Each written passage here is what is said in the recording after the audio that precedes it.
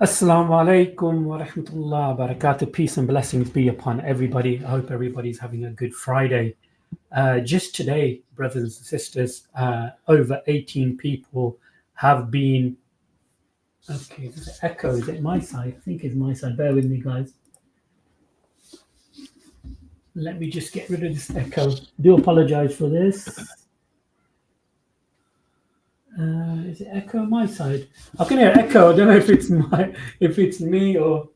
Let me just figure this out.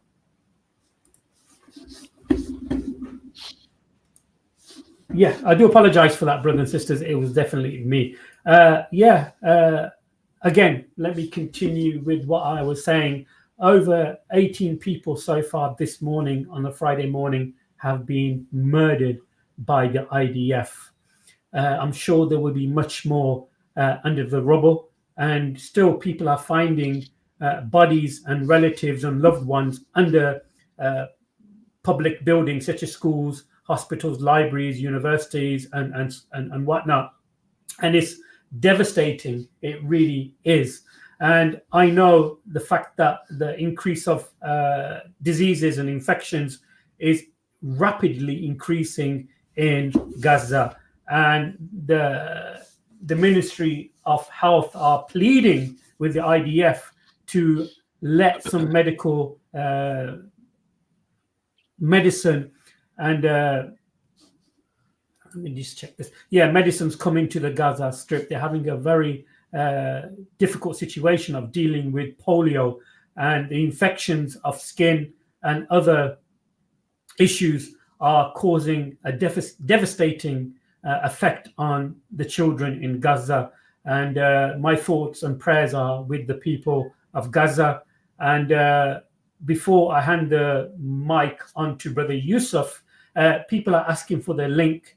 And we really are asking for you, brothers and sisters who enjoy these streams, to share the link, share the show, and promote this channel. And there's so many people in the chat already. If there's any supporters of the Israeli regime or the government, you are most welcome to come on and discuss with Brother Yusuf. And it will be hosted by myself, and it will be controlled by myself. And all that we ask for is that you put your camera on, at least backstage. Give us a wave. Only I can see your face. And then before you come onto the main screen, if you want to turn your camera off, you're most welcome to do that. But unfortunately, if you're brave enough, leave your camera on. So really appreciate that. So Brother Yusuf, Assalamu alaikum wa rahmatullah wa barakatuh. Nice to see you again. Wa alaikum salam wa rahmatullahi wa barakatuh, and good to see you as well. And to the listeners out there, we just may have a slightly shorter session for probably an hour today, and maybe another session tomorrow, depending on the schedule. But this is correct that there have been 18. In fact, there were 18, I think, on Saturday as well. Israeli airstrike on Saturday murdered at least 18 people. Hours after mediators basically expressed optimism for a kind of a possible ceasefire deal. The ceasefire deal is a total um, charade. It's a total facade. But one thing that basically moved me was a medical doctor that has just come back from Gaza, and she has been um, relentless in her exposure of the Israeli genocide since October last year. Tanya Haj Hassan is a pediatric intensive care physician who had volunteered in Gaza multiple times over the past 10 months. And she had joined Democracy Now! To recount what she witnessed there. And in fact, to explain why she was basically calling for the end of the US support for the Israeli military and the resumption of comprehensive humanitarian aid to the Gaza Strip. And over the course of Israel's assault, Tanya Haj Hassan, who is by no means Palestinian, she's not Palestinian, she treated victims of massacre after massacre after massacre with injuries and casualties enabled by American bombs. And obviously, she joins demands for Palestinian voices to be allowed to address the present Democratic National Convention because there's a refusal. There's a refusal on the part of the Democratic Party in the United States to recognize what is going on in Israel as unnecessary form of genocide, what is clearly genocide. And here's the link that I want you to listen to for a few minutes to see what this phenomenal doctor basically says. I'll share the link. Here we are. And when I share the link, you could probably see the horror that she has subjected, that these Palestinians have been subjected. Here we are, and let me play this particular clip. And we're joined now by Dr. Tanya Haj Hassan, a pediatric intensive care surgeon who volunteered in Gaza many times. Earlier this week, she spoke at the first ever panel on Palestinian human rights held at a Democratic convention. Uncommitted delegates had asked the DNC to allow Dr. Tanya Haj Hassan to speak on the main stage, but she's not been invited. Dr. Tanya, welcome back to the show. So if you could just begin by saying, if you'd been given the opportunity to speak on the main stage of the Democratic National Convention, what would you have said? So I think, I'm an American citizen. Every American physician and surgeon that I know that's been to Gaza and returned comes back with the same very urgent message. And in fact, when I was first contacted about potentially coming and speaking, I rang the other American doctors and surgeons that I know to see if any of them would be available to join me here in Chicago. And I got an overwhelming response of yes from everybody, with the exception of one person who couldn't swap out of their shifts. And so that tells you how much we all feel like we need to deliver this message. You cannot unsee what you witnessed there. It is so horrific, so egregious. And we know that it's being funded by American bombs, and it's being enabled by American bombs. And in direct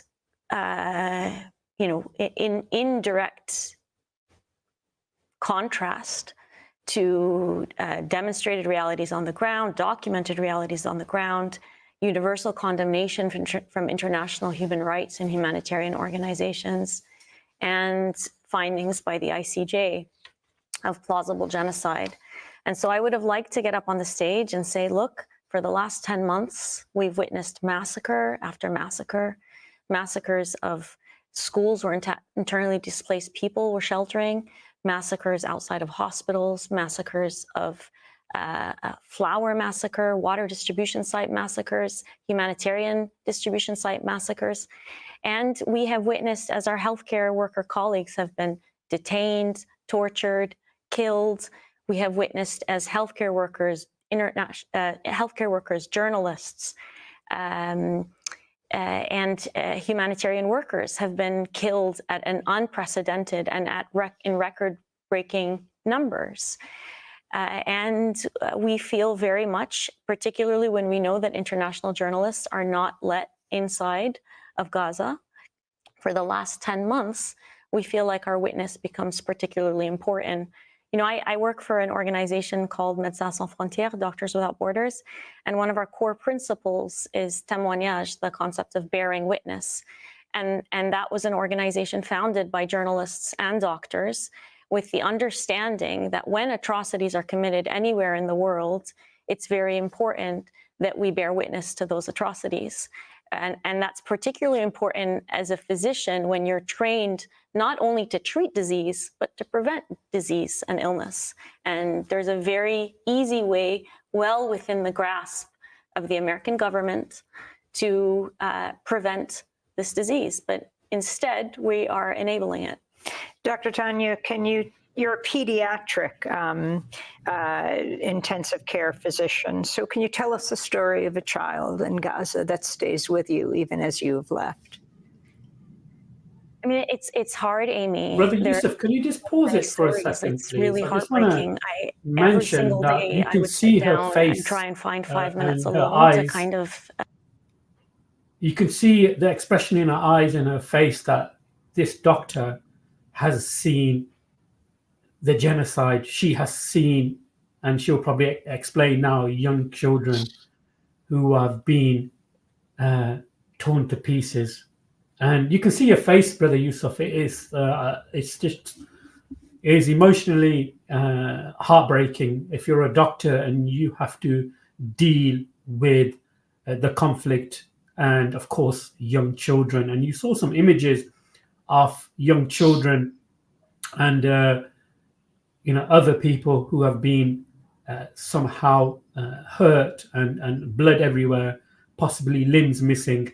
And first of all, I would like to inform the people that, or the people who are watching, that I know it's difficult, but we really need to open our eyes and see what's happening. And also, there are many people, especially here in the UK, where people who have been reporting this conflict in Gaza have been detained and arrested. So, I am myself, I know I'm a very small channel, but myself, I am contemplating a knock on my door from the police and maybe questioned or detained regarding some of these streams. But that does not, put me into fear. In fact, that I'm encouraged more, that I am trying my best with Brother Yusuf to expose the genocide in Gaza. I just wanted to make that clear, Brother Yusuf. If you want to continue with the video, if anything that you want to say, feel free. Yes, I agree. I mean, she's totally traumatized by what she's seen. You can see her eyes, and she's seen a horror, modern day horror. I mean, I just saw a post-mortem report this week of an individual who was brutally murdered. And I mean, what had happened, he was kept there and there were maggots all over him. And it was a terrible sight, terrible sight. And I mean, if you're not used to seeing this kind of horrific material, you will basically go in a state of shock. I've seen police that are new, that are basically rookies, that have vomited on sight. You can imagine that, multiply that tenfold in Gaza in terms of what is happening to these children and these orphans. Let's just continue listening to what she says, and then we will wrap up and probably discuss some of these issues. Reflect on what happened throughout my day. And this is a practice I've always had in medicine. When a patient of mine dies, I take a minute. Sometimes I go to the bathroom. Sometimes I do it in the patient's room, just to kind of honor that person. There was no time. I remember trying to resuscitate 2 children at the same time, along with my Palestinian colleagues, on a bed. And there were no family members around for either child. They were cousins. And one of their families, their entire family of one of them was killed. Maybe even fortunately for him, he ended up dying too. And the other one, both of her parents were severely injured in the same attack, and so weren't at her bedside. And it's really heartbreaking. I shared the story the day before yesterday of a child who'd lost his parents and all of his siblings, bar one sister, who was burned beyond recognition, and in the bed next to him while we were treating him. And he kept calling her name because he didn't recognize that this body in the bed next to him, burned beyond recognition, was his sister. She died about 2 days later in the intensive care unit, and he survived with horrible injuries, but will function well. However, I don't know how he would ever psychologically survive from that. He told me the following day that he wished he had died. He said, "Everybody I love is in heaven. I don't want to be here anymore." And this is the daily reality. This was in March. My colleague, a pain doctor in Gaza, who's trying to practice pain relief for patients right now as we speak without adequate access to pain medications, told me 2 days ago that children around him are wishing for death. And Amy, just importantly for what's happening right now outside the DNC, I'm not Palestinian. I know there are a lot of rumors going around that I am Palestinian. I'm not. And in fact, it would be an honor to be a Palestinian, particularly today as I watch my Palestinian colleagues come in day after day after day to the hospital, dedicating every ounce of their being to their patients, despite having been displaced 5 times, having had their own family members killed, knowing that they're a clear target of this military campaign, with over 500 of them killed, some executed, and many detained and tortured. I am not a Palestinian, but I think the fact that people are trying to discredit me by calling me a Palestinian is very telling of how we view the Palestinian voice. You know, Palestinians are humans, are wonderful human beings, and this constant effort to dehumanize is so destructive, not only to the Palestinians themselves, but for the perpetrators of this dehumanization. When you dehumanize others, you dehumanize yourself. And I'm really sad to see that the DNC is part of this process of dehumanization, of not giving Palestinians a voice where they deserve it. And I don't want to be speaking on that platform. I want one of my Palestinian colleagues, and certainly one of the Palestinian delegates would be. But if you're looking for a medical voice, I would have wanted one of my Palestinians in Gaza to be on that platform. People like Dr. Hammam Allo, who you interviewed, who said he was not going to leave his patients. He said, if I leave my patients, who will treat them? So he didn't evacuate and was killed. Or people like Dr. Mahmoud, Doctors Without Borders physician, who stayed at Al-Auda Hospital and wrote on a board, whoever stays will tell our story, remember us. He was killed. That sign that he wrote was destroyed. This is the reality for healthcare workers in Gaza right now, and they are the ones who should be speaking right now, not me. Very quickly, first case of polio, 10-month-old infant in Gaza, the crisis of a disease that was eradicated decades ago there, and how it affects children and the demand for all the children of Gaza to be inoculated. Amy, the resurgence of polio is a symptom. It's a symptom of the bigger disease, and it's very concerning. It's a deadly disease. It causes paralysis. Particularly deadly is the paralysis of the breathing muscles that would require you to be on a ventilator. If that were to happen, there aren't enough ventilators. There aren't enough intensive care beds. The majority of the hospitals in Gaza have been destroyed. There are a remaining few partially functioning hospitals. So it would be a death sentence for many people who contract the disease, not to mention the public health disaster of the resurgence of a eradicated, very contagious disease. But it is a symptom of these unlivable conditions that have been architectured by this military campaign. Destruction of sewage systems, destruction of clean water supply, people living in overcrowded conditions, over 1,000 people sharing a bathroom or a shower. These are the sort of conditions that are not compatible with life and that are very compatible with the resurgence of these sorts of eradicated diseases. We were already seeing measles, hepatitis, other communicable diseases that you see when people are in crowded circumstances, like they are in Gaza right now.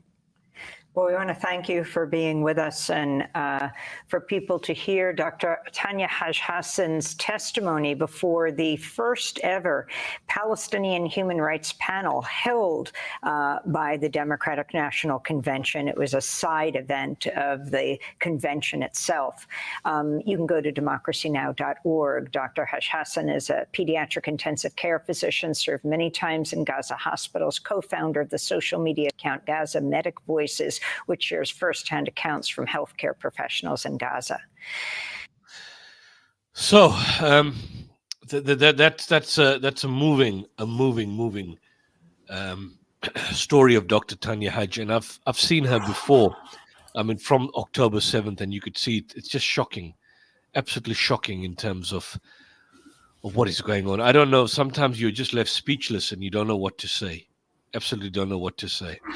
You know, Brother Yusuf, as you know, and you said previously, you used to send me some videos of Muslims getting martyred, I should say, or murdered, and I used to say to you, Yusuf, don't send me the videos because even though I might be like I'm a gym person, I keep fit and I can look after myself, but especially when I see young children, mothers, and so forth our sisters being murdered and martyred, my heart, the defenseless. When you're defenseless and you watch somebody who has given up hope because they know they are going to be murdered. I can't bear to watch clips like that. And even now to this day, brother Aladdin, mashallah, may Allah bless him and protect him, he sent me some videos because he's originally from Palestine, of Israeli soldiers torturing detainees. And I said to him just now, I said, brother, I can't play them. I just can't, because it really breaks my heart, brothers and sisters, it really does. But we have got somebody. Do you have those right clips? now. Do you have those clips, Brother Muhammad? I've got some clips. You send me some clips, and I can forward them on to you. And I can't, are they too graphic to be played on this?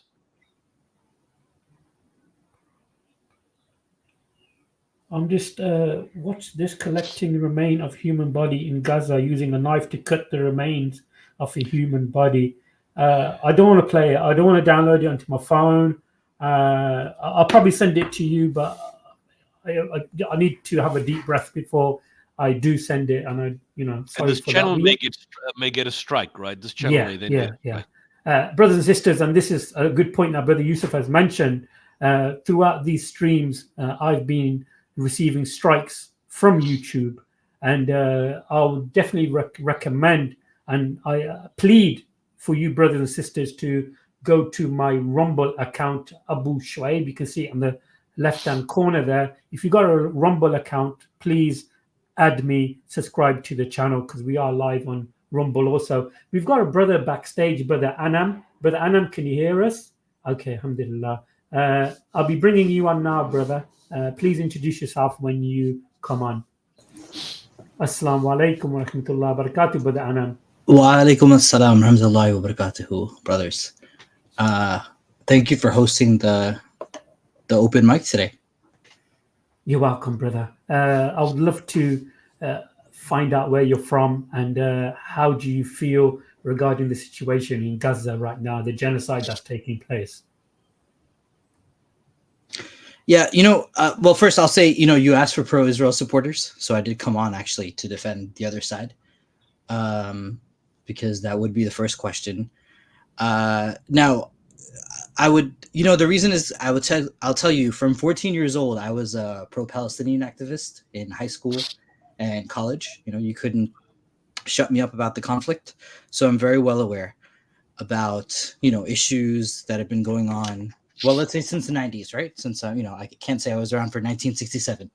So, but, what I would like to suggest though, right? Because we have to, this is the worst it's ever been, and the clip that you played right now, the Amy Goodman show and the doctor and the DNC, these are all really important issues. But my concern is, right, is that, the world is actually moving towards, it's not funny actually, but the thing is though, Israel will, even if it wins this battle, right, the way it wants to, smashes Hamas's ability to fight in Gaza, it will have lost the international discourse in every way. So this is kind of this is like in a Shakespearean play when the bad guy falls on his own sword. This is really what it's turning into. But my thing is though, here's the thing. I feel like, would you agree though, if all the hostages were let go and Israel stopped the bombing, would that be a good outcome? I don't think personally, if the hostages were released, Israel will stop the war. Because the first mention of stopping the war is getting rid of Hamas, and they will never get rid of Hamas or any other resistance movement. So that's my thoughts, and Brother Yusuf, feel free to. Just this issue of the hostages, it's a charade basically, and it's a lie. In fact, the bombing campaign by the State of Israel has killed more hostages than Hamas even purportedly did on October 7th. I mean, even the narrative of October 7th, we've totally demolished what happened. But the issue is not so much of concern. Netanyahu basically made it clear that he's taken upon a trajectory in terms of which they've got a blasé, don't care attitude about hostages in any event. You're probably familiar with the case in December where there were these 3 hostages naked men. I mean, totally. I think they had a bit of they were in their underwear, and there were Israeli hostages that would be kept by Hamas. And they went with a white flag to the Israeli soldiers and telling them and identifying themselves clearly as hostages. As Israeli hostages, they spoke in Hebrew. They were shot dead. They were shot dead. Israel then basically stated they're going to do an investigation, as they usually basically claim to do an investigation.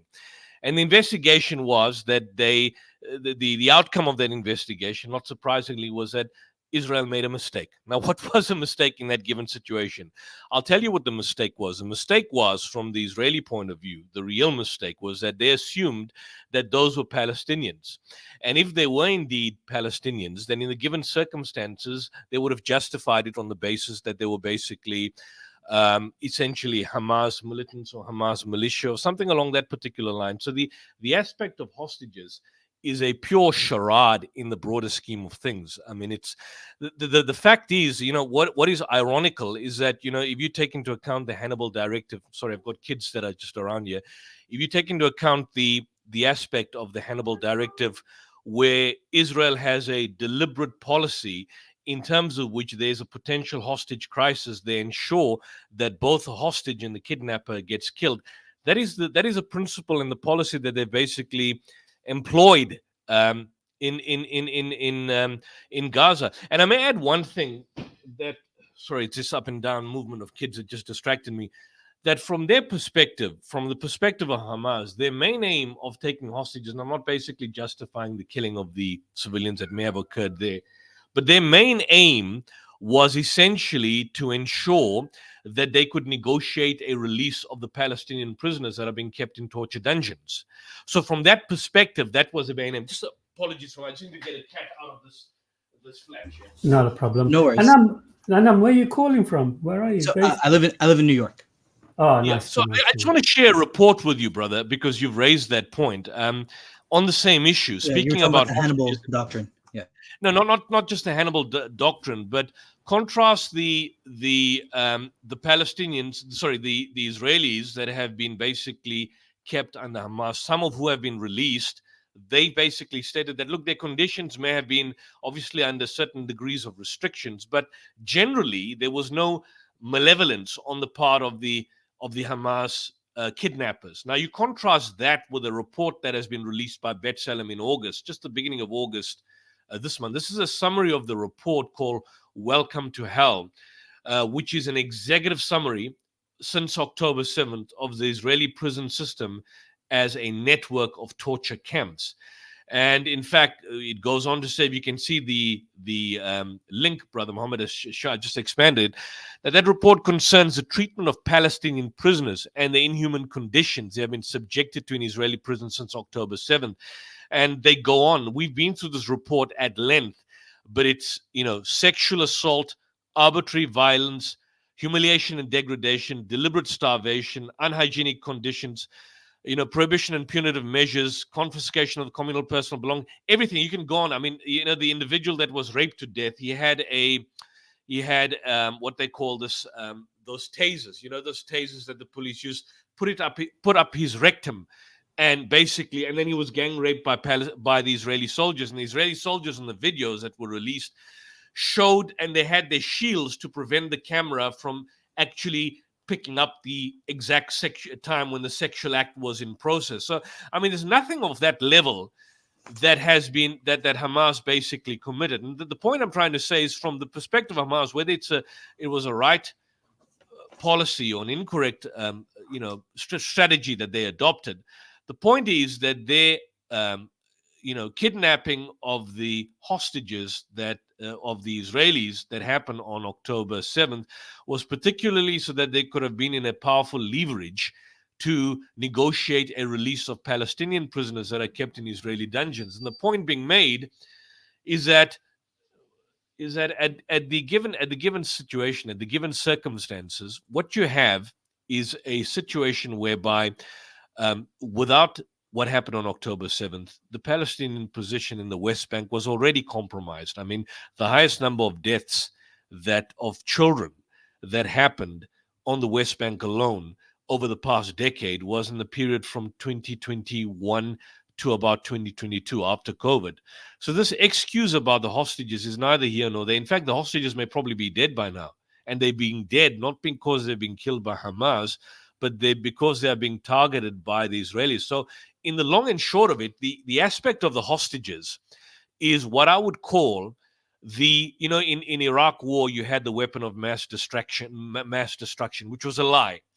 And what you've got now in Gaza, from the Israeli perspective, is the weapon of mass distraction. And the weapon of mass distraction is actually the hostages that they're concerned about. They're not concerned about the hostages, because if they were, in the very first week, Hamas basically suggested we want a deal. They asked for a deal before the bombing campaign started, and Israel rejected it, because even if they were released, their whole point is that they want to they want to destroy Gaza. They want to resettle Gaza. Hamas and the hostages are just simply a convenient excuse for what you basically see. Have a look at this report. Which is shocking, which basically goes to show that the Israelis don't necessarily need an excuse to be evil, but they've got an excuse. Therefore, they needed the atrocity propaganda of October 7th, the beheading of babies, and the mass rape, and the burning alive of civilians, none of which happened from the Hamas perspective. It's been totally debunked completely. We've showed the footages even now by Western media and Israeli media. And Western media have been more restrained, but Israeli media like the Haaretz and Yedioth Aharonot have exposed that completely. So all of this about the hostages being the issue is really a red herring, a convenient red herring. Rather, it is a reflective of the lack of moral agency from the perspective of Israel, that they conveniently have an issue that they can now revert to say, look, it's hostages, therefore we're doing what we are doing. But there's no excuse. Even if we want to play that particular game, that it's a hostages, from a perspective of genocide, I mean, they fulfill all the elements and aspects of genocide that you see right now unfolding before our eyes. So that's my take on it, brother. Yeah. No, obviously there's no way to justify the sexual assault in a prison, but yeah. Did you want to say anything, Brother Muhammad? Yeah. No, I'm just thinking. You said you used to be pro-Palestinian, but now you've changed your mind. Well, here, I haven't. In other words, I was Are you pro-Israeli? What I want is a peaceful, equitable solution for both sides. Like, in other words, this violence has to stop. I agree. They should be allowed to live there. We should be allowed to live. Where we being the Palestinians should live where those borders are. But this was my sorry to interrupt you. This was my proposal, which is a reasonable one. I thought is that. So sorry, there, kids. My issue was this: is that you've been having talks about the two-state solution, which is now basically a charade. It's never going to happen. Yeah. My issue is that we get rid of these artificial constructs called the Gaza Strip and you call the West Bank. Right. You call for, just like apartheid South Africa was disbanded, you now have a situation where apartheid Israel is disbanded. The members of the Knesset basically face the International Criminal Court for war crimes, and you have if Jews, for example, want to move to the Gaza Strip and build up the property, by all means. If Jews want to go to the West Bank, by all means. But then you have a situation where they also go, that the Palestinians also go to Tel Aviv. They're fully functional. So you've got a single country, a single state. You no longer have a two-state. You've got a single state, a democratic state where there are multiple people. And then essentially you've got a single government. So it's a single unity government. What's the problem with that? That'll be the ideal solution to the situation that you see here. So, yeah, sorry, that's what the Israelis oppose. They don't want that. So Right. I'm saying, if you want equality for all, why not have a single state? You no Right. longer have West Bank, Gaza Strip. You have a single state, and Right. you've got a government of national unity, Yeah. which is now for those existing Israelis. They have to live with each other, but Right. the existing Knesset has to be disbanded. So you've got a Right. single government now, as in the South African context, one state solution. And if you want to call it a democratic state, nobody appeals to religion. Have it, at least in paper, a democratic state where every single person has a vote. Right now, the Palestinians are denied the vote. So every Palestinian has a vote, every Israeli has a vote, have a single government, or have a government of national unity. But the existing Israeli administration cannot basically continue. I mean, it's proven itself, and even successive earlier Israeli administrations have engaged in all kinds of atrocities. I mean, I'll give you one example, just that people, and because I raised this in the past, in 2019. I'll just give I'll give a quick anecdote though, because what you're saying about the one state solution. Go ahead. Edward Said, before he passed away, he said that the Oslo Accords, it just makes the Palestinian Authority a glorified garbage collector for Israel. You just collect taxes, and there's no real two states going on over here. So he basically says that this Oslo Accord means we're going to have the guaranteed failure of Oslo means we're going to have a one-state solution. The two-state solution is gone. But yeah, go ahead. Two-state, and you cannot have two states because the West Bank now is so fragmented with the apartheid wall. I mean, they're cutting through The villages, settlements. so you can have fragmentary. It's impossible, and there's more and more settlements happening. So my issue is that if the Jews are so infatuated with the situation that they want to live in Judea and Samaria, especially the far right Jewish extremists, for some religious perspective, and if you want to really have it, well, have a situation where then you have a single state, and then Palestinians in the West Bank and Gaza can, for example, set up and build house in Tel Aviv and in Hebron and in parts of what they would call the Greater Israel, in Israel proper itself. You have a single state, and then of course the Israelis and the Palestinians will have to a certain extent work together. Look, it's already happening. You've got Israeli human rights organizations like B'Tselem. Like many national advocacy movements, you've got Israeli journalists and Israeli human rights organizations that see the plight of the Palestinians. The impediment is the far-right extremist Netanyahu regime, and of course certain fanatics within his cabinet. And of course you've got a large proportion of Israeli society that have been so systematically brainwashed by their own media that they refuse to recognize the right of the Palestinians. But if they want peace, if they want security, this will be the only way out. This will be indeed the only way out. I mean, Hamas was very much a creation of the Israeli state. If you look at the formation of Hamas in 1987, under Sheikh Ahmed Yassin, may Allah be pleased with him, and many others, is that initially it was a charity movement. But because of the fact that the then Palestinian Liberation Organization and the Popular Front for the Liberation of Palestine, which were Marxist, Christian militia organizations, they wanted to create a rule and divide. And so you had what they viewed in inverted commas Islamists that they would basically control, but it backfired. But it suited them. It suited them for a significant period of time. Yeah, it's just the Palestinian branch of the Brotherhood, really. Yeah, it is. السلام على من اتبع الهدى. السلام على من اتبع الهدى. So what is your perspective, brother? What is your perspective? What is your issue? Are you saying that you are pro-Israeli? I didn't get your position. So look, my Yes, thing. he is. Yes, he is. I'm a Palestinian, and I've been talking to him in the past. Yes, he is. He is. Okay, I'm telling you in short. So I want to hear no, what does he? Okay, No, so let I me want to say understand something. why are you pro-Israeli? Are you pro the Netanyahu regime? No, but brother, you spoke to me once, and it was never about this topic. But the thing is that look, my thing is that look, if we're gonna have we are neglecting in this discourse, right? We have a whole country that's supposed to be our partner in peace, and if we don't look at their Excuse me. Who do you mean by we are? Who are we? So what I'm saying is, I guess you could say anybody who's pro-Palestine, right? We are part of now we have captured the global imagination for the first time in 60 years, right? I mean, other than maybe Black September or something, or Munich or something. But usually people don't pay attention to this conflict, right? It's one of the least important conflicts.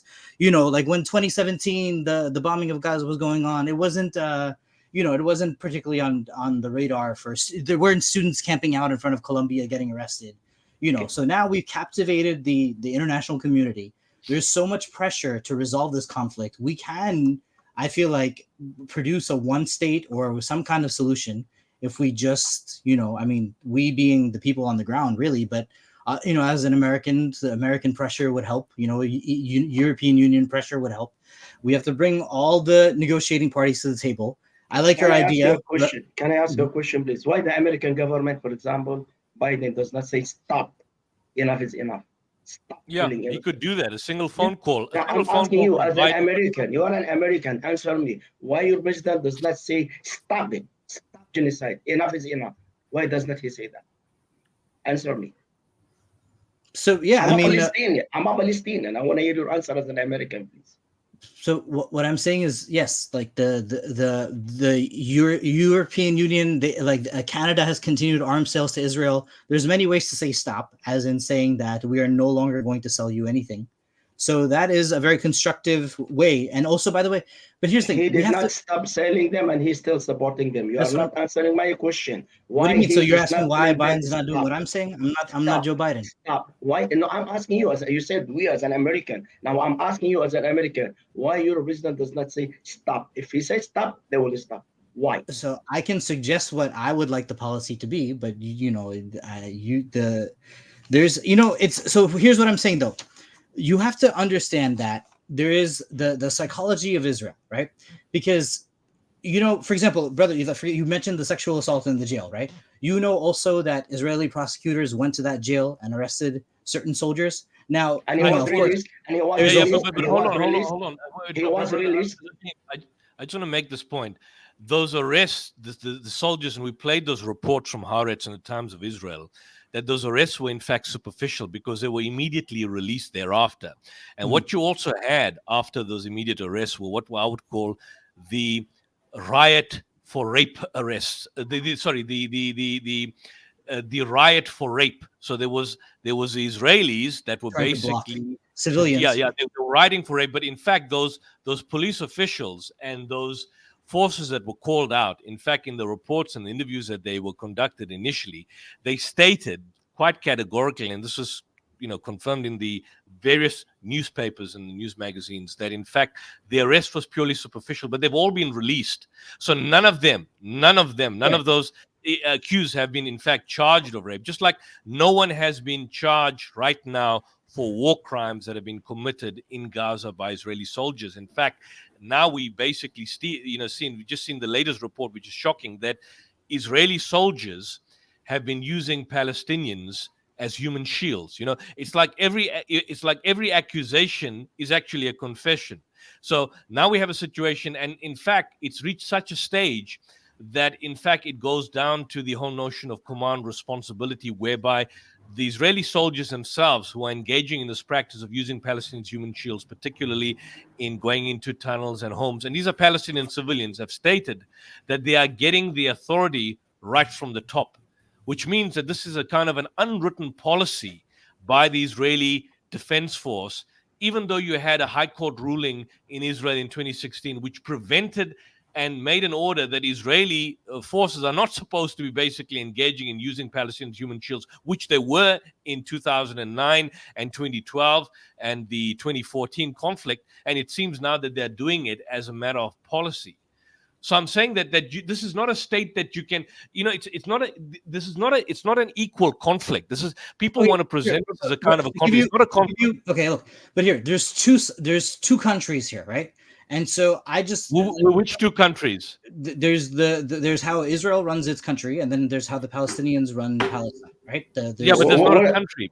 No, but hold on. I just want to correct him. There's really, no two countries here. They have no. Hold on, brother. I just want to correct you on that. There are no two countries here. There's a single country, and the Gaza Strip and the West Bank are viewed as Israeli occupied territories under international law. So they're not countries. In fact, the Gaza Strip is not a country. The West Bank is not a country. So even from the perspective of international law, Israel has no right to even invoke international law to defend itself against an attack that comes from Gaza, because under Article 51 of the UN Charter, if, for example, a nation that is under occupation invokes physical violence against a state that is occupying it, then that occupying power cannot basically invoke the principle of self-defense against the actual nation against the actual group that it occupies. So Palestine is not a country in terms of international law. It's deemed as illegally occupied territories. It can only be a country if, for example, hypothetically, the Gaza Strip had a fully fledged army, had an airport, had basically control of the airspace, had control of the water, had control of the electricity, had control of the airspace entirely, had control of trade. So it cannot even trade. So everything is controlled. What the Israelis do and what they wanted to present to the world from a propagandist point of view is that they claim that they moved their soldiers out. Or superficially they did, and superficially they got the settlers out of Gaza, but they're still under effective control of the Gaza Strip under international law, and even under practical terms, in terms of the oil wealth. The Palestinians can't even access the oil resources under the sea on the Gaza Strip. They've got no right to, for example, trade with international players. Everything has to go to the state of Israel. The calorie intake of the Palestinians is determined by the Israeli regime. So how many calories per Palestinian, that is calculated. The Air Force, they cannot have an air trip. They cannot have a particular airspace. They cannot have an army. They cannot even have a fully fledged regulatory police force on the level that you see in Israel. Anything that entitles and that's why they've got their arms illegally from the Israeli point of view, Hamas and other particular groups. But it was just simply superficial control. Hamas won democratic elections, but from the Israeli point of view, all they allowed Hamas to do was engage in superficial administrative control in the same manner that the glorified Palestinian Authority has superficial administrative control of certain aspects of the Palestinians. I mean, even the taxes that the Palestinian Authority collected, they can't collect it directly. It goes to the Israeli regime. And Israel is now withholding those taxes that have been collected by its client, the Palestinian Authority in the West Bank. So these are not countries. So it's not a kind of an equal footing. There's unfortunately, brother, if you're talking about the United Kingdom and the UK invaded Israel, you could make the argument there's two countries, but there's no moral equivalence between the actual status quo of Gaza and the West Bank and the Israeli state at this particular juncture. There's no equivalence to even draw that analogy in the very first place. So that's where you're starting off on an unequal footing in the very first place. That is a problem. And that's where the problem lies. So that's a fundamental issue. All the rest basically is just, what I could say, window dressing. And so the reality of the situation is you've got a genocide now, and the International Court of Justice has made the point that my government, the South African government, and I've got, by the way, I couldn't condemn and I criticize my government on every other aspect. They've got it right on this case. All 13 judges made the argument and made the point that the South African government made out a prima facie case, meaning a plausible case for an investigation that they will need to conduct that Israel is indeed committing genocide. So they haven't made a final finding, but they've made a plausible case. And from the perspective of the past 20 or 30 years, that is significant because no other nation has come. I think that you have to go back to the 90s and the Yugoslav and the Serb war. But Israel now is tainted, historically speaking, when you've got the highest court in the world condemning the state as having to answer now to a plausible case for genocide. So from a moral point of view, Israel has lost all its position. You can't negotiate with a state like that. You cannot negotiate at all. This is the whole point. Brother Yusuf, I want Anam to kind of deal with some of these questions I had from the beginning, because he initially said that he was pro-Palestinian until a young age. And now I'm assuming you're pro-Israeli, or what are you now? My thing is, ideally I wanted two states. I think I agree with the analysis that was just given that we're headed down one state. But my thing is, look, I feel like this whole discussion, this entire thing, students camping out, and I would have been one of those students back in 2004. The thing is that we are actually not.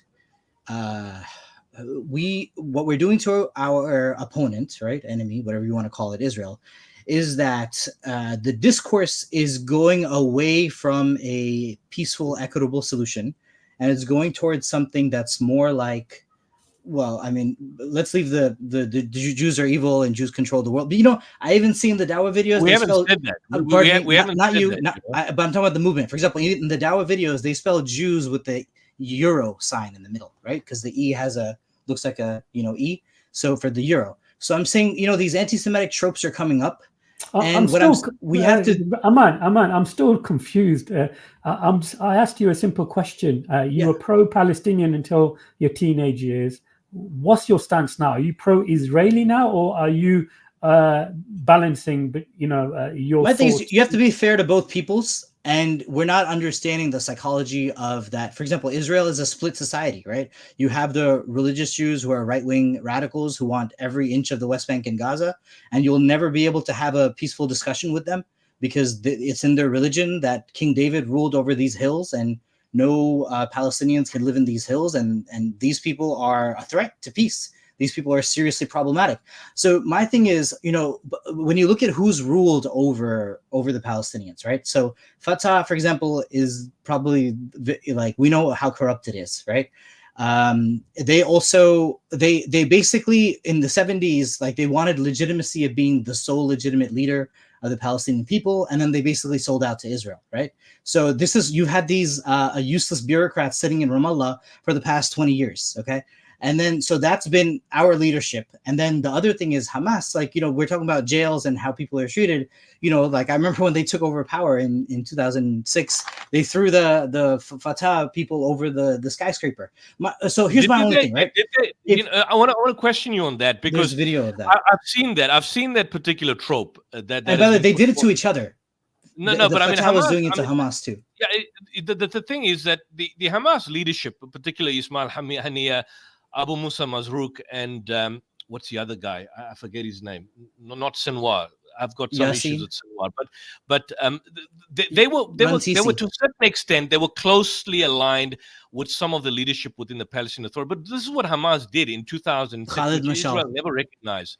Hamas was willing, which I disagree with them, by the way.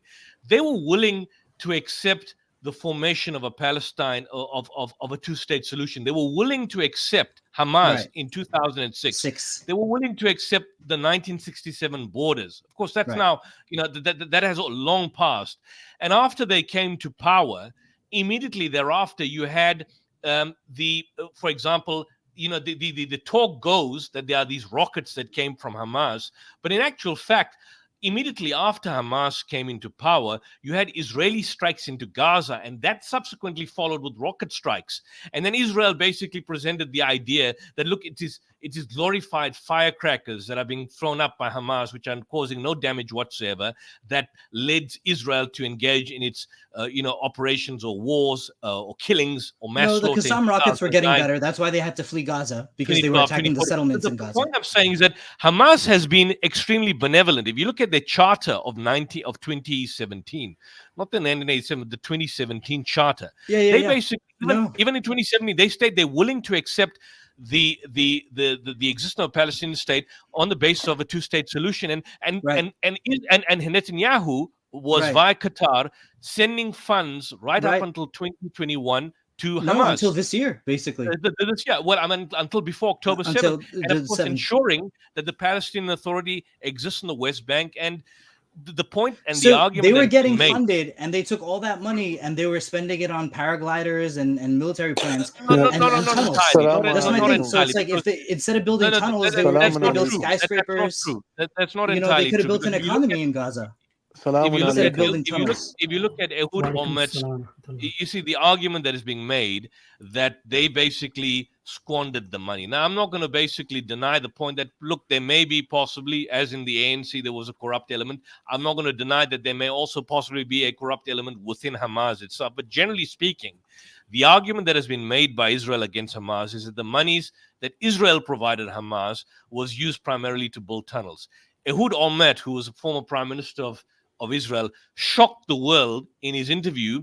Ehud Barak. He shocked the world in his interview with Christian Amanpour by making a gaffe where he conceded the point that the tunnels that the Israelis are alleging that Hamas have had or built were actually tunnels that were built by Israel decades ago. No, we're talking about But the the point- 27 miles of tunnels underneath all of Yeah, Gaza. well, there were some expansions here and there, but the core bases of the tunnels were basically done by Israel. But I want to raise the point, the important point. We can go back and forth on that. You stated that there needs to be a peace deal, a peace solution.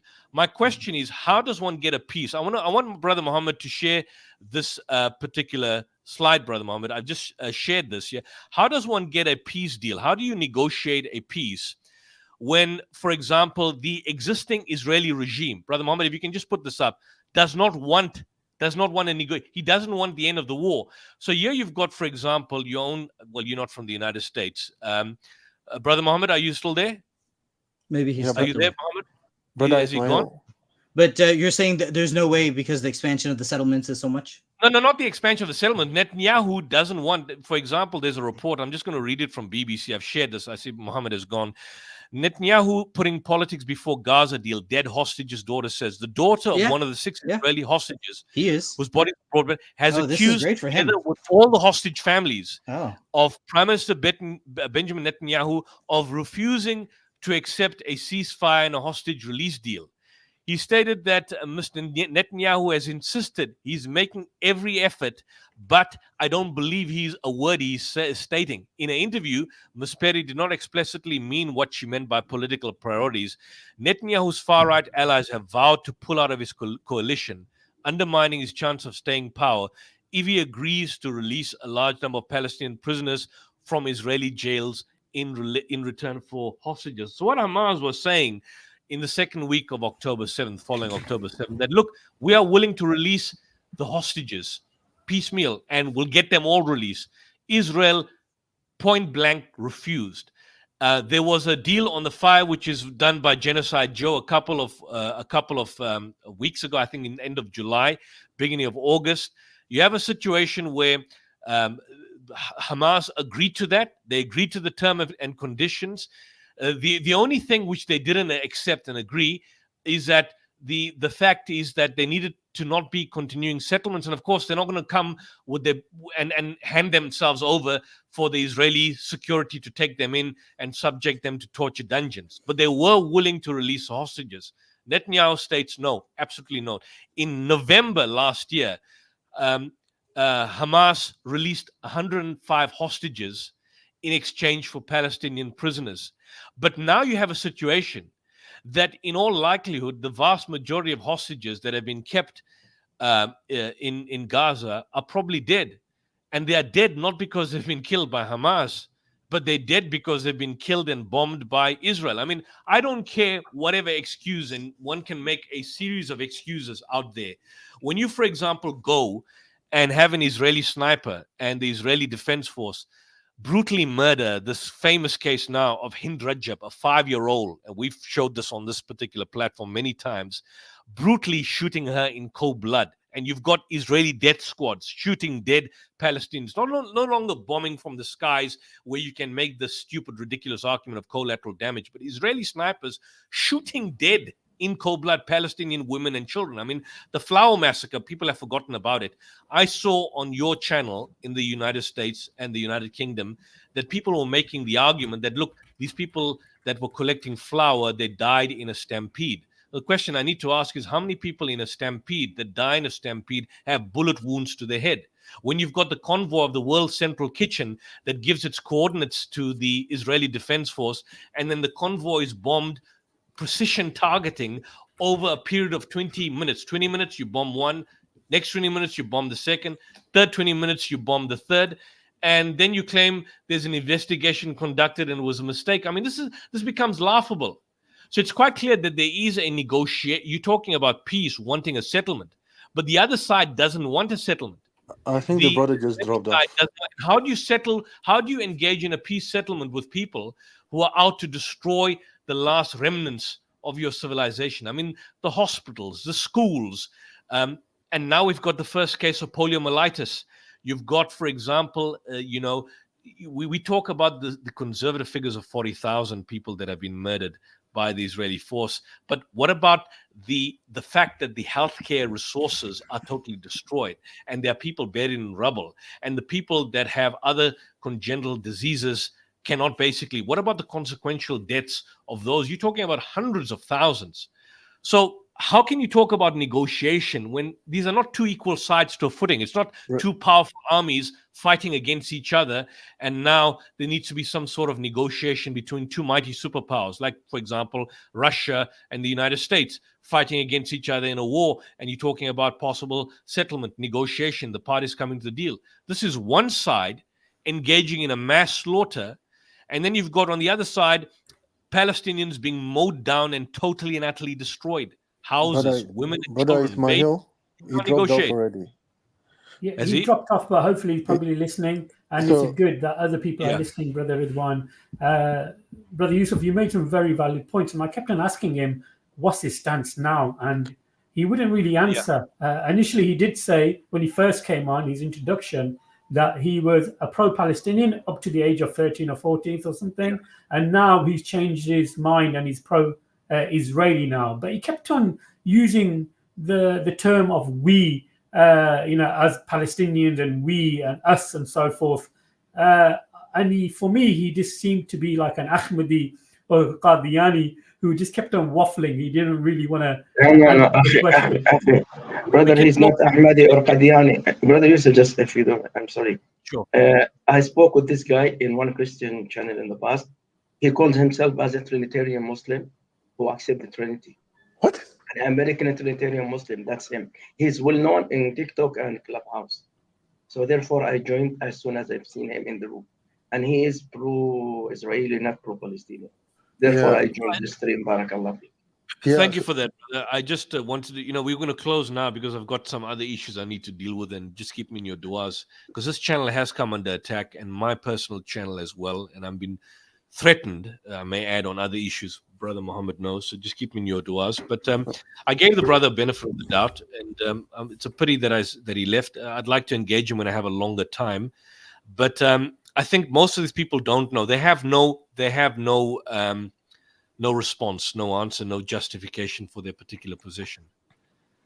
Yeah. So did he leave the stream? Has he left the stream? Yeah, he's left. Yeah, he's left. So but I did ask him for his email address. He never left it. But I'm hoping maybe he'll contact me. And he can come back again at some point in the future. I'd like to speak to him and try and see what is motivating him to take the position he is. So the question I was gonna ask him was about the people being, raped and molested in the prison. If this was his family members, would he have the same reaction? That was the question I was gonna ask him before he dropped off. But it's just amazing though, someone pretending to be a Muslim and have this Asbara talking points.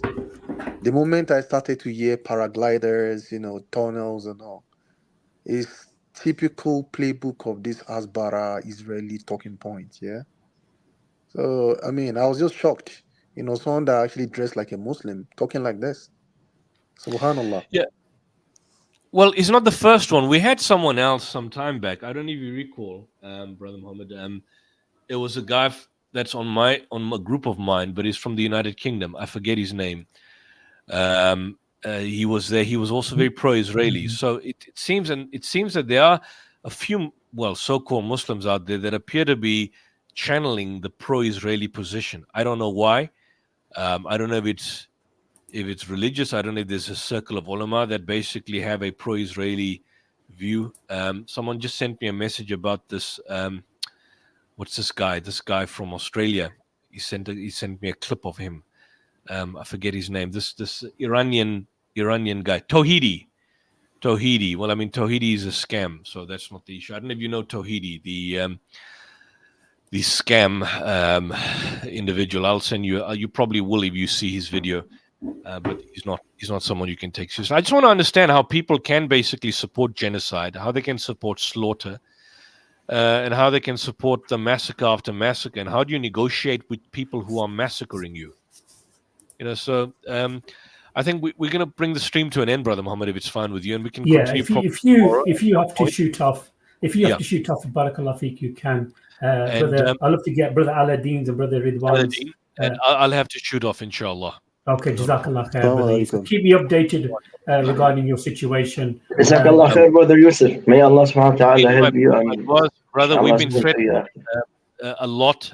Brother Muhammad knows my issue now, and with my channel as well. And there are some problems that have now arisen. So just keep in your du'as and prayers, and make dua that we fight and stand up for justice. Jazakallah khair. Assalamu alaikum. Allah bless all of you. Alaikum assalam wa rahmatullahi wa ta'ala wa barakatuh. Yeah, One second, Brother Ridwan. I do apologize, Akhi. I just want to re-emphasize what Brother Yusuf said. Myself and Brother Yusuf have been, I wouldn't say threatened, but fingers are being pointed at us and at our channel.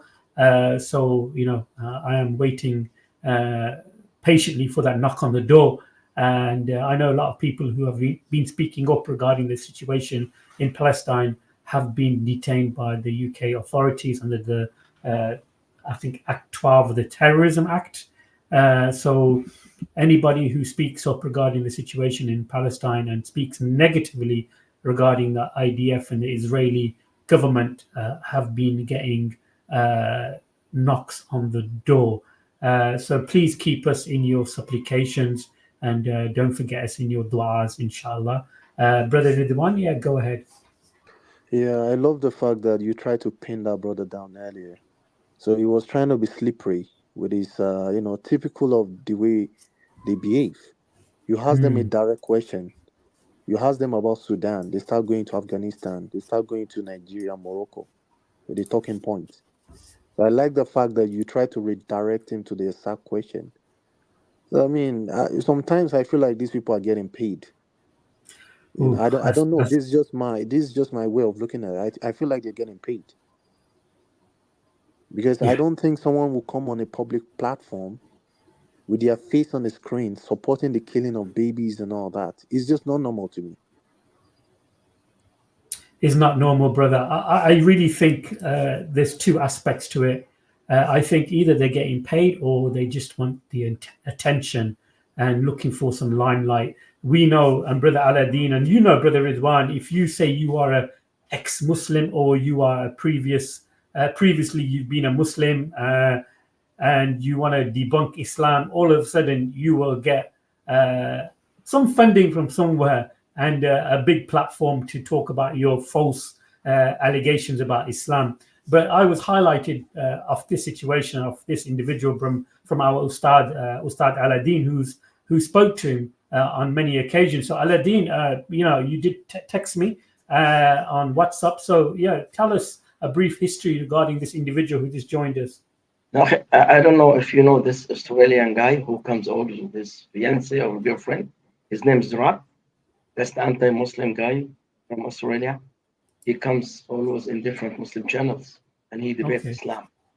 I met him once in the channel. Rab asked me for a debate or a discussion. I joined Rab. Then we were discussing, debating. All of a sudden, this guy Anan joined us and he started debating in their behalf, debating me as a Muslim. And he was introducing himself as a Muslim. Then at the end, I realized that he called himself as a Trinitarian Muslim who accepted the idea of the Trinity, and he has his own version of Islam, and he always supports Christians once they debate with Muslims. And you can watch this debate actually in my channel when I was talking with him. Secondly, I've watched some of his videos actually in other channels where he always speak about the conflict in Palestine, and he show his interest and favor. He's in favor of the Israeli than the Palestinian. You see, at the beginning, he said that he's a Palestinian, pro-Palestinian, up to the age of 13. Actually, I did.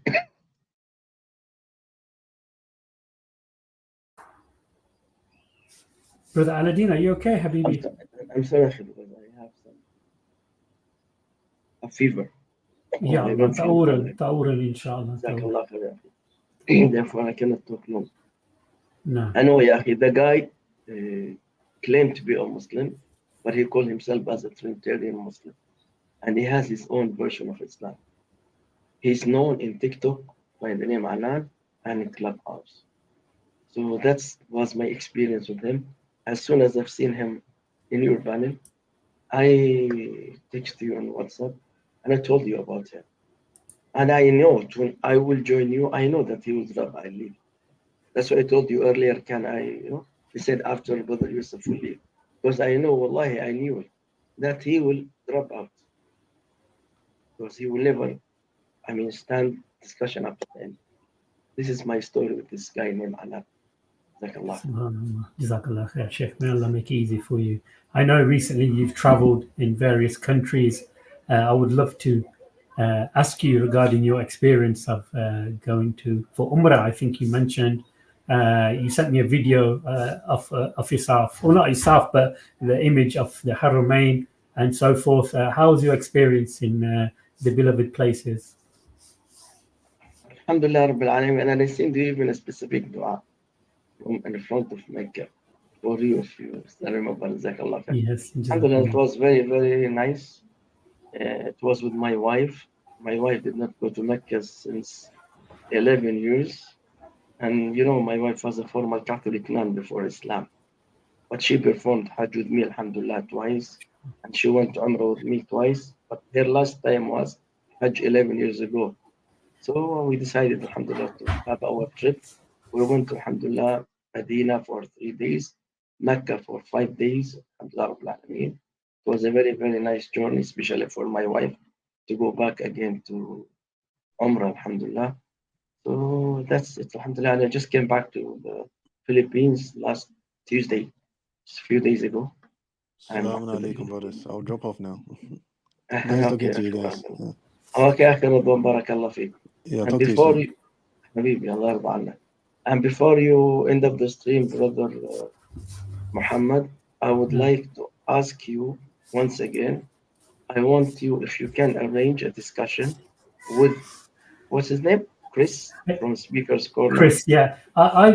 Chris, I can contact him. I've contacted quite a few people. I'm waiting for their emails, responses back. I will contact Paperboy and through Brother Yemeni, and I will hopefully, I'm working for the next 2 days, unfortunately, so I'll be free back on Monday. Okay. And I have sent emails to, we had 2 characters at Speaker's Corner, Jono and his partner Amy. You must have heard them at Speaker's Corner. And I've emailed them. I'm waiting for a response. You mean the black guy? The black guy? No. I joined his stream one time.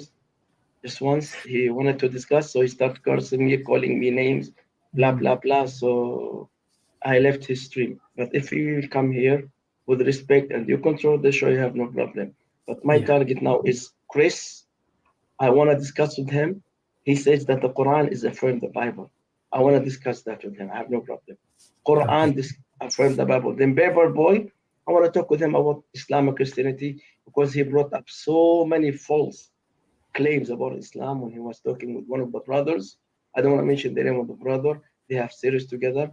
And with all due respect to the brother doesn't have the knowledge in Arabic and he doesn't have enough knowledge in Islam, but he's very good in Christianity. So therefore, he was not able to answer him, completely, and regard to so many misconceptions about Islam. So I hope that you can invite him as well here. We can have a discussion, please. Jazakallah khair.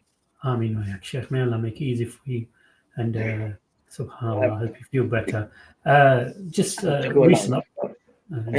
got some recent information regarding the situation in Gaza City.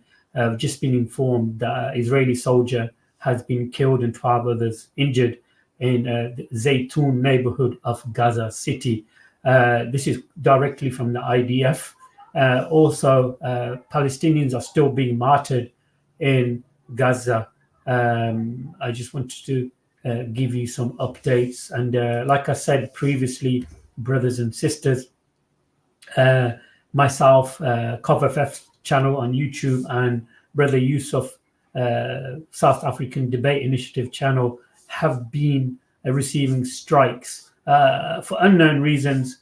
And also people have been contacting us through private numbers and informing us regarding our streams that they are having I would say a positive impact towards the people, but in their eyes we are a negative platform, and we are not being just in dealing with this conflict, this massacre, this genocide in Gaza. So I am pleading to the brothers and sisters who if you haven't subscribed to my YouTube Rumble account, it's Abu Shuaib, just in case YouTube might be removed from my platform. And also Brother Yusuf's channel here, the South African Debate Initiative. And of course, our Ustad has got his own YouTube channel. As you can see, Aladdin Dawa. Please go over there and subscribe to our beloved Ustad's channel. And final words are going to be coming up soon. I just want to thank you all for joining us and being part of this show. When we first started this channel, or this episode regarding the genocide, just after October, we continued to highlight the plight of the Palestinian people and the genocide, and look where we are now. A year is just around the corner, and mashallah, the resistance of our brothers and sisters in Palestine still continues, even though Brother Aladdin is from Palestine, and I'm not giving him justice, or the people of Palestine justice. And I'd love to hear from a Palestinian, Brother Aladdin, regarding the resistance in Gaza. Please, Brother Aladdin, I'm not giving it justice, me speaking on behalf of the Palestinians. Go ahead, Brother Aladdin.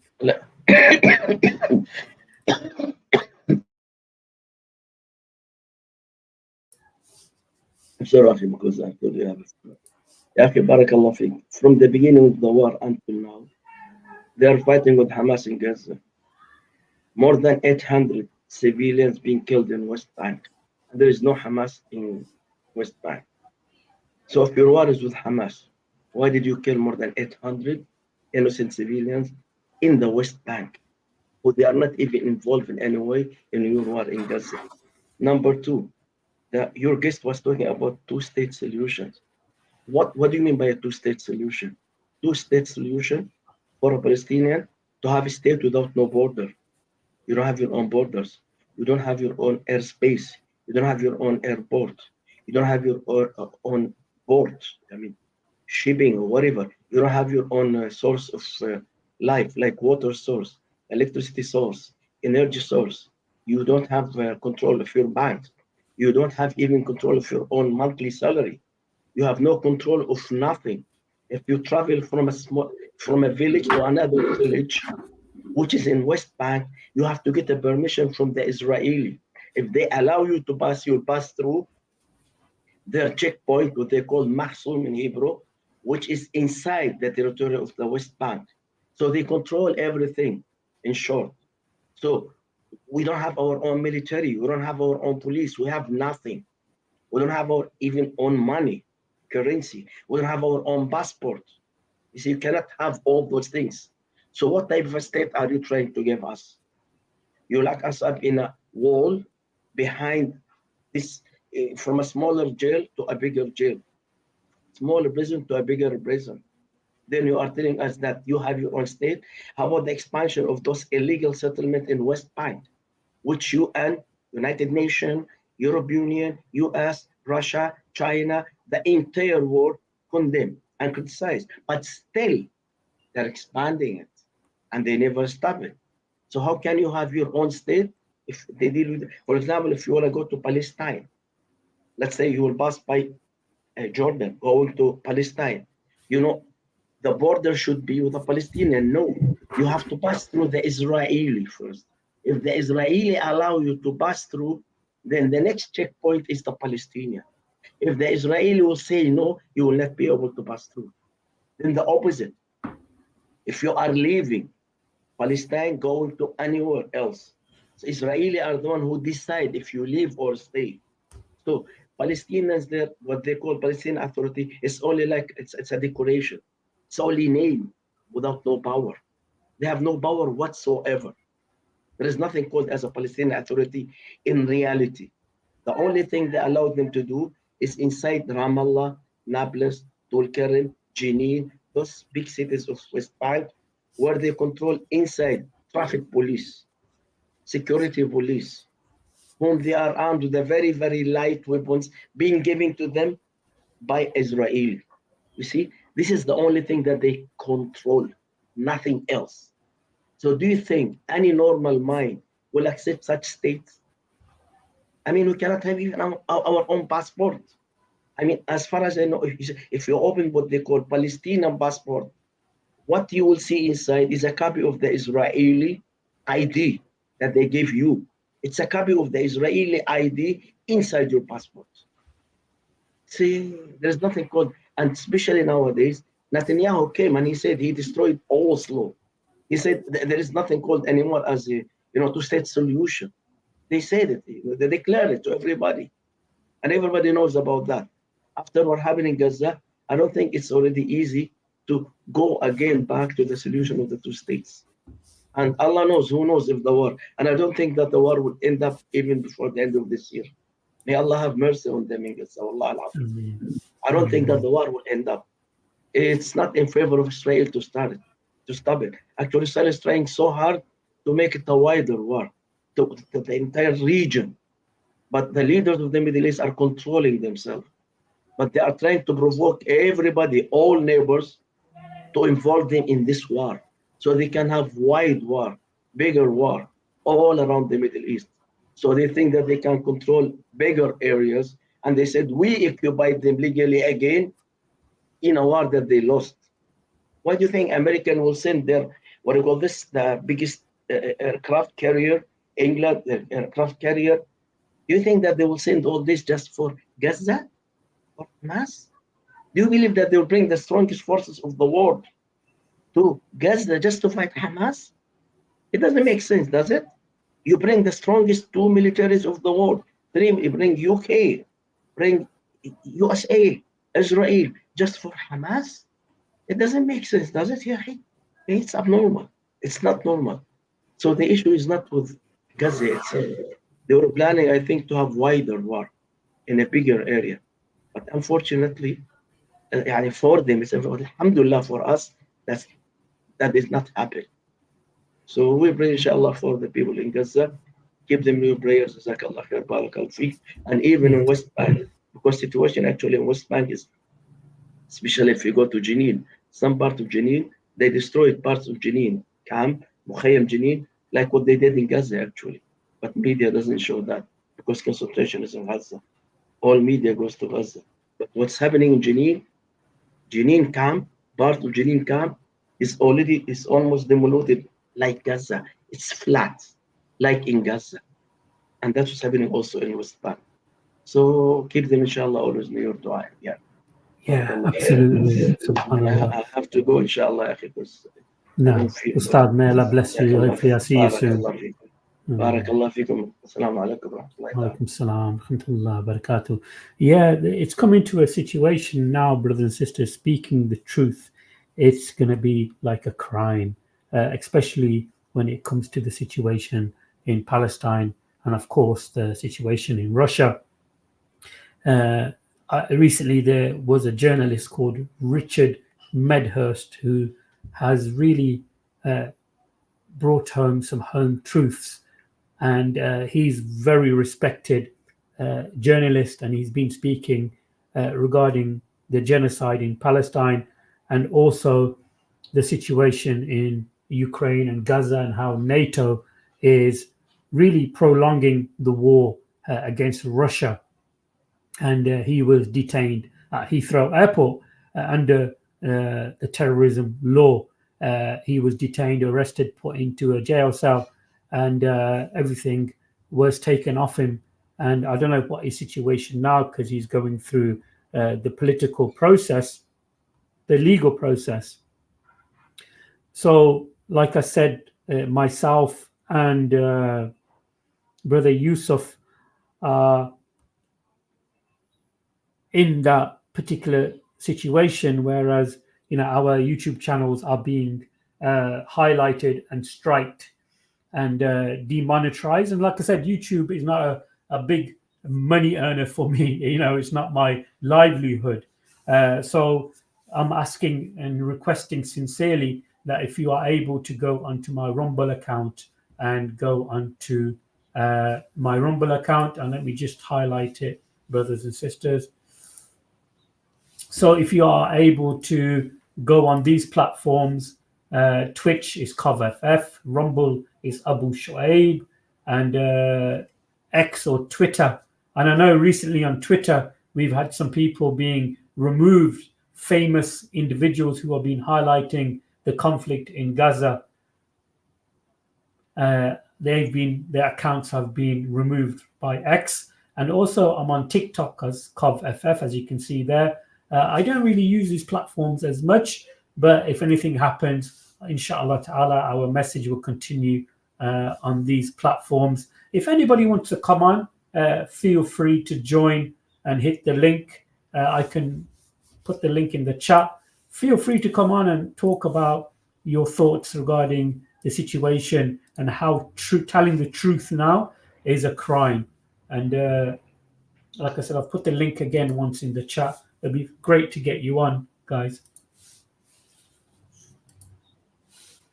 Yeah, recently there's been a lady, I think her name is Noah Argamani. Hopefully I pronounced her name right. Apparently she's a hostage, Israeli hostage that was released by Hamas.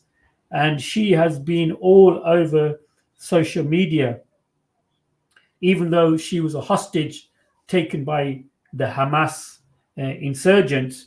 When she was released, she mentioned that she was never beaten by her captives, meaning the Hamas resistance force. She was not, and she was treated with respect. And now this is being plastered all over social media, and she is actually exposing the lies of the Israeli machine, the propaganda machine. Yeah, this is a good point. Telling the truth, but unfortunately, here in the UK, it is, to be honest, it's if you speak regarding the situation in Palestine or the situation in Ukraine and Russia, you will be possibly detained by the police and questioned by the police. One thing I would love to do is have some people on who are currently living in America, because what we're seeing right now in the media, how they trying to defame Trump. I'm not a Trump fan at all, don't get me wrong. And then you got people like Kamala Harrison or whatever her name is, or Kamala Harris, Joe Biden. I've not seen Joe Biden. I think he's missing, or he's lost his way to the bathroom, and he's trying to find his way back to the bathroom. I don't know where he is. I've not seen him, not heard from him. And then you recently had the Obama family come on promoting Kamala.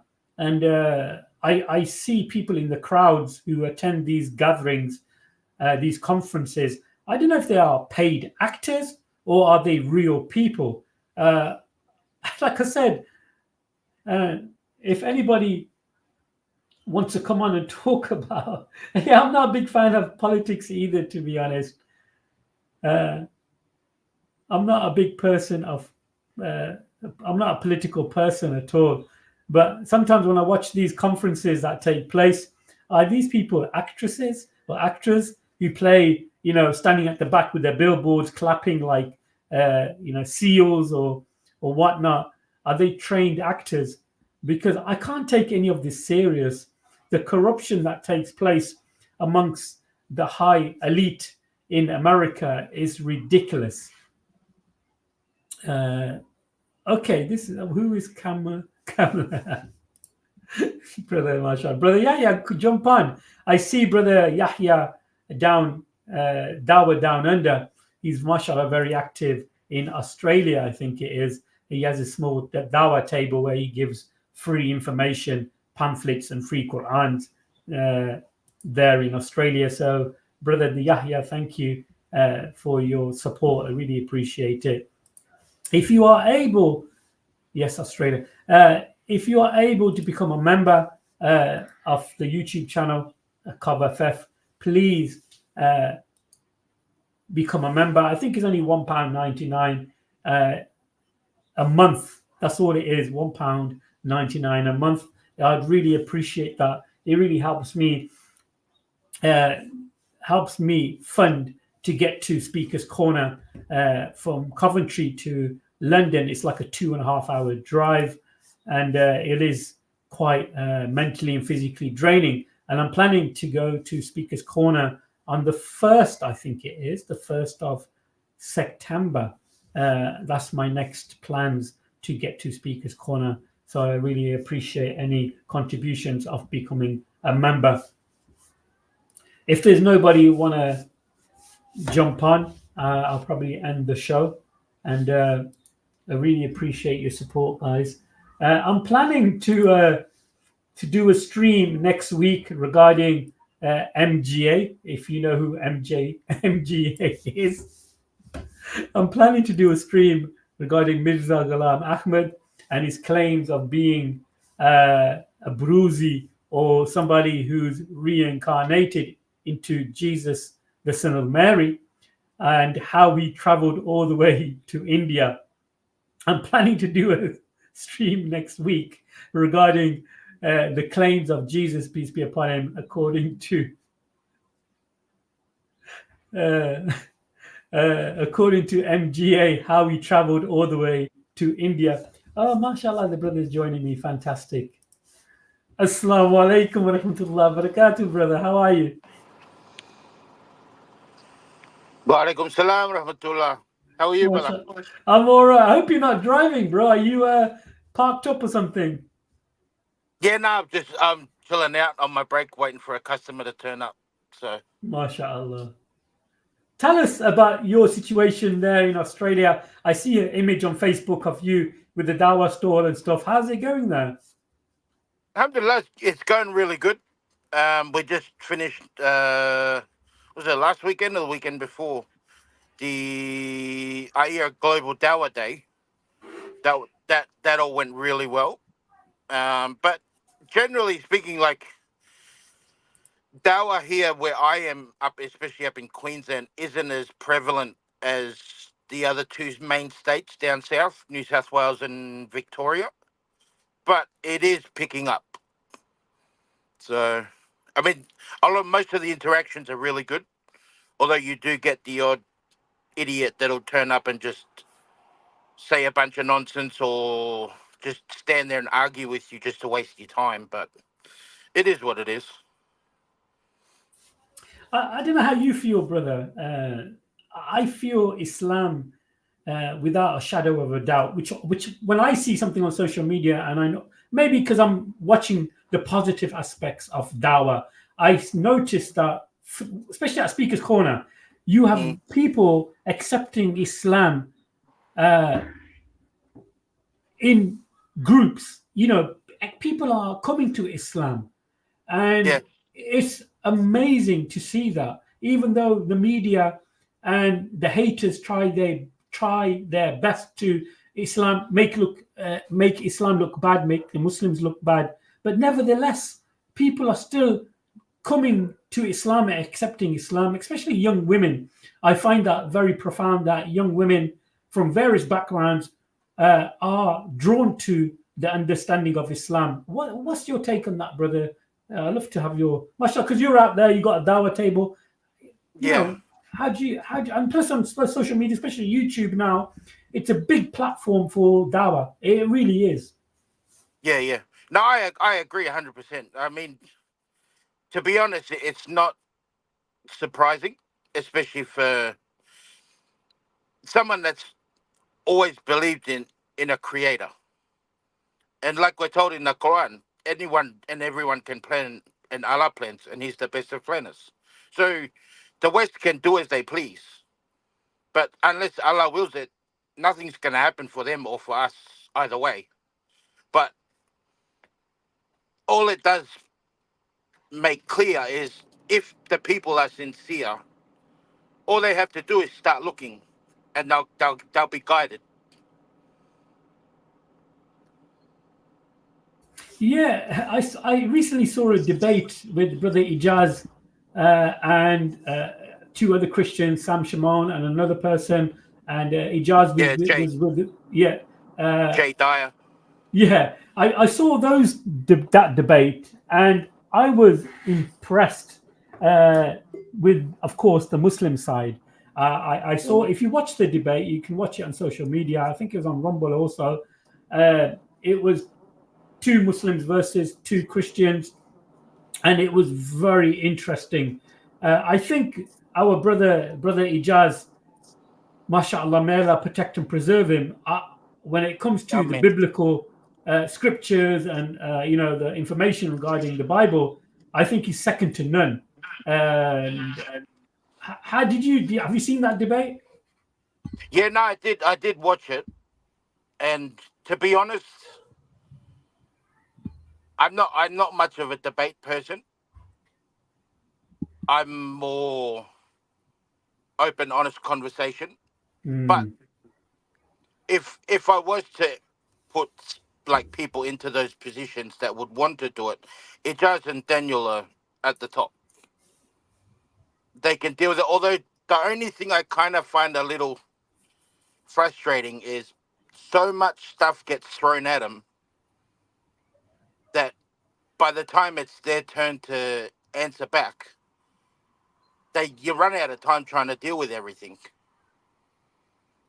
But yeah, it's for people like, I thought it's always interesting, especially when you're dealing with debates like that happen, even on the the Bet David podcast, when they had that discussion with Jake and Daniel. The Christians they bring on, they're never two Christians from the same sect. Like Jay Dyer is a Protestant, yet That's right. Shamoon's a Catholic. Yeah. And it's kind of seemed like Jay would answer kind of with the time that he took up, but played nice with Sam so that Sam wouldn't turn on him as well. I did find that quite intriguing when they were put on the spot, and I think one of the brothers, mashallah, mentioned that you guys don't even agree with the doctrine yourselves. So Sam Shimon, Daniel. That was really interesting. And also recently I watched that Dyer guy kind of like debate with Brother Muhammad Ali, the Muslim Lantern. And one that thing happened the other day. I find that intriguing because these individuals, these Christians, they bring these particular groups up, the Asharites and the Mu'tazila and stuff. And Muhammad was saying, okay, you mention these names, you throw them in the pot, but tell me what they believed in, and he didn't know what to say. You go, okay, give me some points of what they believe in. Why were they debating each other? And then they say, yeah, but the Muslims, they killed each other and so forth. But then Muslim Lantern mentioned that, what about the Christian church? You were killing people, heretics, you're burning them whatever you're going to throw at us, we can throw right back in your face, the dirt back in your face, And it's very important, brothers and sisters. This is why I always mention is to know your creed, know your aqidah, know your fundamentals of your religion is very, very important. And that's why I always have on my bookshelf Imam Barbahari's book, The Creed, also Asul al-Sunnah from Imam Ahmed. These books are diamonds. You need to memorize your creed, your aqidah regarding the attributes of Allah subhanahu wa ta'ala, and issues like that, where Christians will say, yeah, but Allah has got body parts and so forth. You got to know it. You can't stutter in dealing with these issues. Yes, we affirm the attributes of Allah subhanahu wa ta'ala, that he has a face, he has a hand, he has a shin, he has a foot, and so forth. But we don't resemble them to the creation. We accept them and we leave them, like Imam Malik said. We accept and we refrain from expanding on these attributes. We just stop where the Prophet ﷺ and his beloved companions stopped at. So yeah, I see you with the Dawah table, mashallah. do you get any negativity like from non-Muslims? Do you get any harassment? Are you like any like sometimes police might come and ask you what you're doing, or some local authority or anything, or are you kind of left free to do what you're doing? I mean, it's funny enough, and it's always an inside joke with a lot of people. I have an angry face, so not a lot of people would even think of coming up and trying to play nonsense with me. But so far, since I have been doing it, I've probably had 3 short outbursts that I shouldn't be there doing what I'm doing. One came back about a half an hour after he initially lost it and left and apologized, and ended up taking some info in the Quran. That's good. But haven't seen him since. But may Allah guide him. I mean, but for the most part, to be honest, everyone like that I do deal with, whether it's at my site that I am at or elsewhere when I'm helping other brothers, they're completely ignorant as to what we're about. As soon as you start digging past surface level, they have absolutely no idea. And then you turn to, like you said, you turn the table on them, and they go, hang on a second, that's not what we do today. I'm like, well, it's a part of your scripture, so deal with it. Yeah, I find, mashallah, when I used to be here in the Coventry City here in the UK, when we used to have the Dawah store, you get all types of people. And sometimes people have just had a bad day. They left their house, probably had an argument with their family, and then you're there with the table giving dawah, and they can be aggressive. So I think it's very important when you are giving dawah is to treat everybody in a different way, because you don't know what kind of day they're having. Maybe they just gone through a stressful particular time, and it is difficult. I definitely understand it is difficult. And we can always go back to the seerah of the Prophet ﷺ, when he was persecuted when he giving dawah. He kept on being pleasant, even when he went to Ta'if. The young children threw stones at him. He was he was hurt. He was bleeding. Even his sandals were soaked with blood. And I remember the narration where the angels of the 2 mountains said, if you want us to crush these people, just give us the command and we'll crush the 2 mountains upon these people.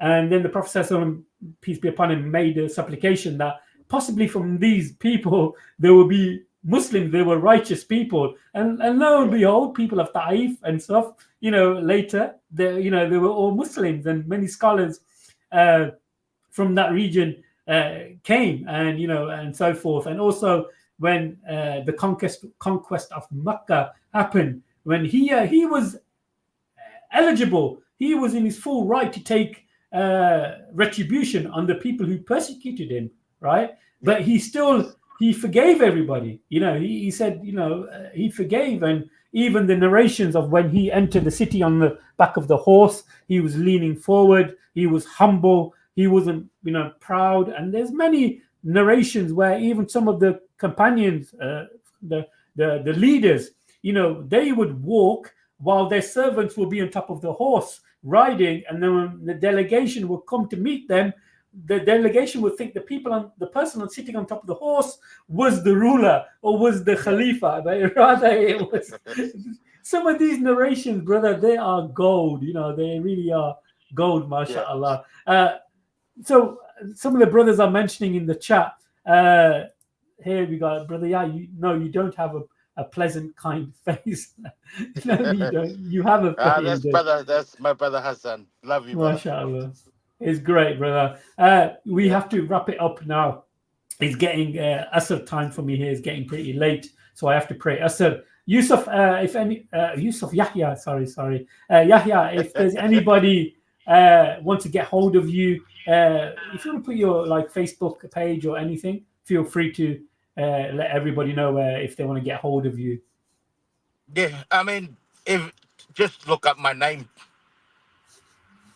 Let me just put it. I can't actually type anything because I'm on my phone. So let me see. Okay, it's at Yahya. Yeah, Dawah and Down Under. Is that correct? That might find me on YouTube. Okay. But if you look up my actual name, Sione Nuku, on Facebook, anyone, if they want to get a hold of me for whatever reason, they can just private message me. Let me just. Okay. I've got it here. Let me just. They'll normally find me here or on Dots Connected to Islam with Brother Fawad and Hassan and that.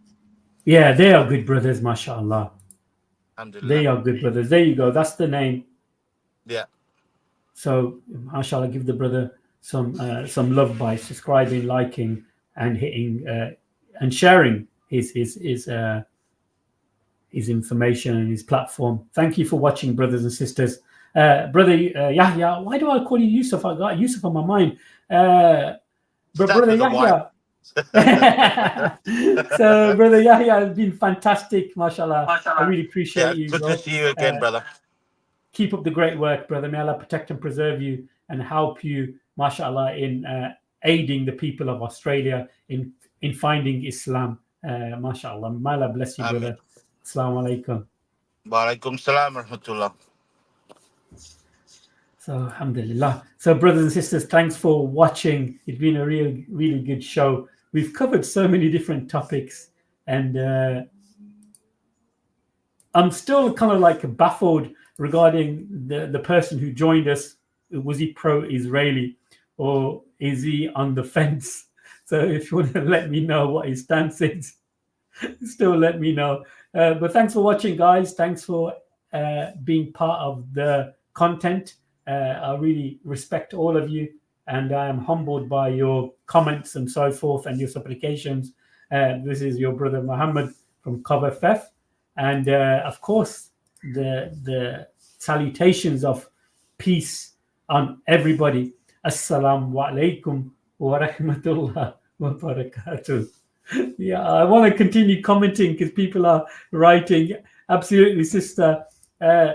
Big respect to the sister Amat Al-Rahman, who gets mistaken for a brother and always has to let everybody know that she is our beloved sister all the way in Pakistan. And I want to visit Pakistan very soon, inshallah. Of course, that's where I'm originally from. And I really want to go back and visit my heritage back in Pakistan. And also I'm planning to go to Tunisia. I'm hoping in November of this year, possibly going to Tunisia. So stay tuned for that. Any tips or ideas about what to look out for in Tunisia would be much appreciated. Jazakumullah khairan. All right, brothers and sisters. Assalamu alaikum wa rahmatullahi wa barakatuh.